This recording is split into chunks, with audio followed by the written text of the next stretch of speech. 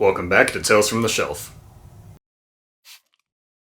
Wizards by cult animator Ralph Bakshi. This one's an experience, let me tell ya. Like most of Bakshi's films, this thing is weird and dark, but also very fascinating. I feel like something like this just wouldn't get made today, and that kinda adds to the movie's legacy a bit.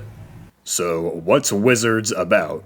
Well, frankly, take a wild frickin' guess. Millions of years after Earth was ravaged by a nuclear holocaust, elves and fairies took claim of the planet, while the remaining humans mutated into strange new monstrosities. The Fairy Queen gives birth to two magical children named Avatar and Black Wolf.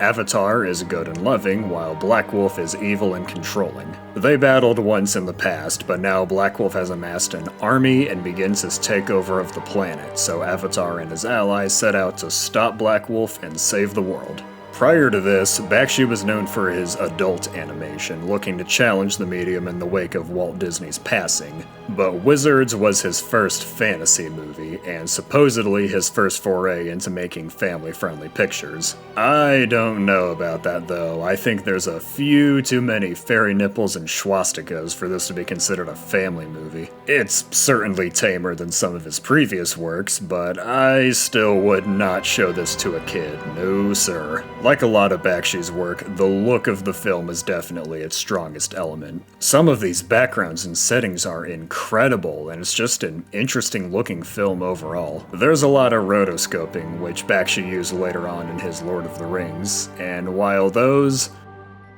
aren't that great, they're still at least fascinating to look at. The backstory and the setting really remind me of Vampire Hunter D or even Nausicaa, though this predates both of those. But while the visuals are fantastic, the same can't be said for the story and characters. The story is really basic and just doesn't fully take advantage of this world, and the characters are all extremely stock and uninteresting. There's plenty of bizarre or just flat out questionable moments, but sometimes that's to this movie's detriment. But if you're able to accept or at least look past those things, you are definitely in for a unique experience. Though I will say, the ending is so hilariously anticlimactic and unexpectedly out there that the whole movie is worth watching just to get the full experience of that ending.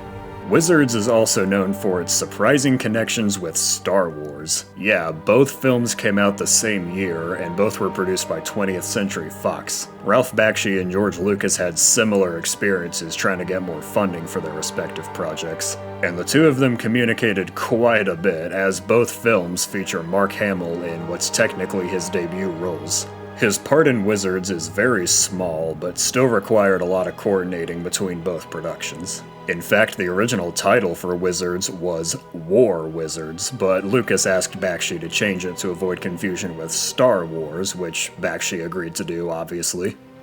Wizards is quite the work of art, though definitely not one that's going to appeal to everybody. Many are certainly going to be turned off by its weirder, more outdated qualities, but for me, those are the parts I like the most.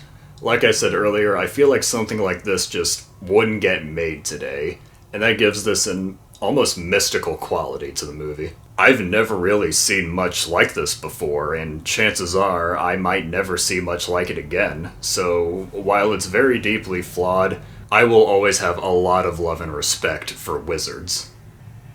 But I still would not consider this a family movie. It might not be as racy as Bakshi's previous stuff, but I would definitely suggest viewing this as adult animation. The kids should probably sit this one out.